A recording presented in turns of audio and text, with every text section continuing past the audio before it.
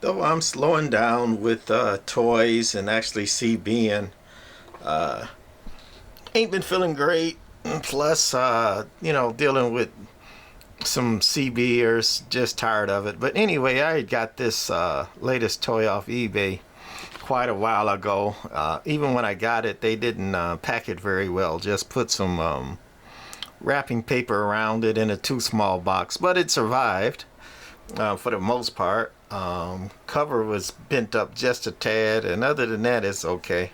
Only had one tube in it. This is a 2-tube foot warmer.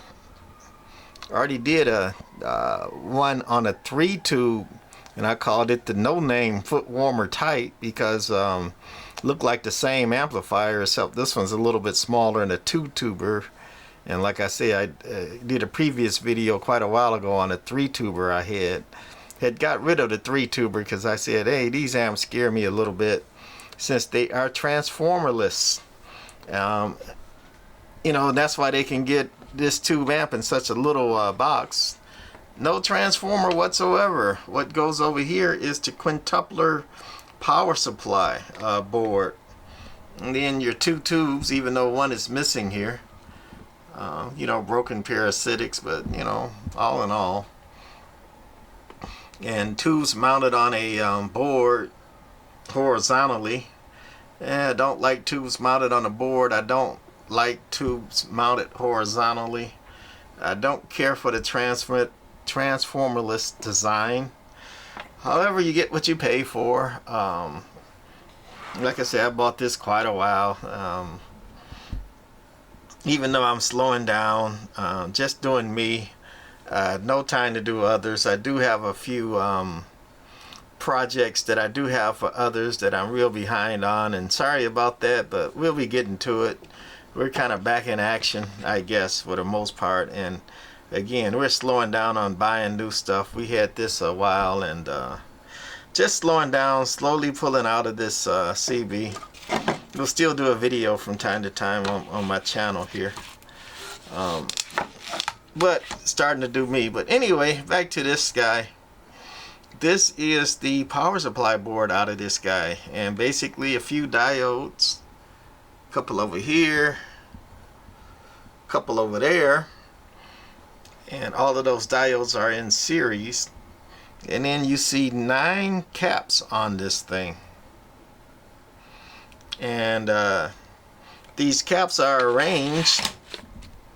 That's a cheap, quick schematic I made of this thing.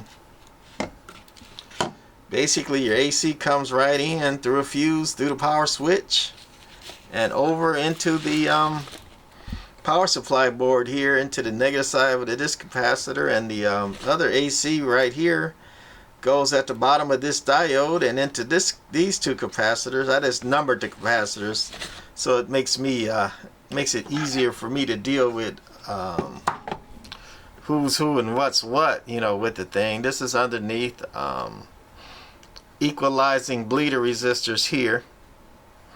And at first I thought it was a couple missing because these are caps too, but basically these 2 sets of caps here are in parallel, and it just uses one bleeder equalizer across these 2 in parallel, and then the rest are in kind of series or alone with it. So it does have a bleeder equalizer across each set of caps, so to speak.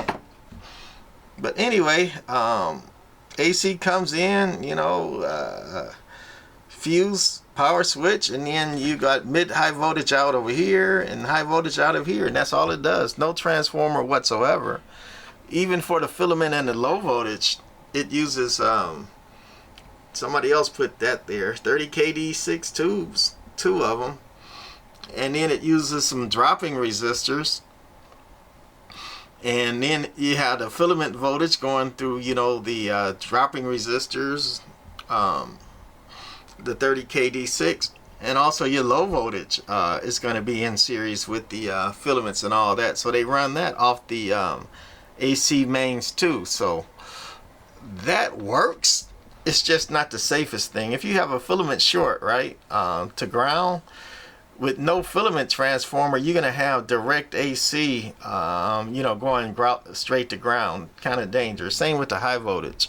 No high voltage transformer, no isolation. You have a short, it's gonna go boom. And also, with no isolation on the transformers or the voltages, if it does short, arc, or mess up, usually, your radio in line, on receive, this thing shorts out. It'll sometimes take out radios. I had a guy, I said this on my last one, that had a Tram D201, beautiful clean radio, working perfect, and his amplifier shorted like that, and it took out, it smoked the Tram basically. It didn't take out everything, but where the input comes in, and those components and all that, they literally blew them up, went out in smoke. But anyway, we're gonna start playing with this last toy. Redo these caps. These are the originals that I got, when I got the thing. So we took out the board, and first thing we do, recap, right? Especially this one, since it takes it all right off the mains. And again, that's the quick draw one-handed circuit diagram I did on this. I thought I had done one in the past on that other one, but I can't find it. What happens when you get old and see now, right? So anyway, up and coming, we're gonna try to get back to it. We're behind. We got a few customers. You customers that got stuff with me, we'll get to you. Sorry about that, but Tram Doctor ain't been feeling good and tired, and by the way, ain't taking on nothing new. Losing interest right now. I got other irons in the fire. All right, that's it for the real Footwarmer, I guess this time. The Transformerless amplifier. They made a few versions of this. This is the 2-tube. I had a 3-tube. I already did a video. I think I've even seen a 4-tuber, with the Transformers design. What's that? The Palomar Skipper 300, the blue one, not the old Palomar, but the new Palomar. I think it used 4 6146s, if I remembered correctly. That's another Transformerless design. You get a lot of output. You get very little voltage drop. You don't get transformer voltage drop out of those because you're taking it again right off the mains. However, not the safest amplifiers in the world when you do that. Why do people do that? Again, cost. These people are out to make money. And I guess speaking of making money, I'm going to say this. I'm not really trying to sell you anything. I'm not saying buy this from me, buy this from so and so, and all this, and I'm all bought out. I got everything I want anyway, just about. I'm gonna say this way: beware of people who are only trying to sell you stuff, right?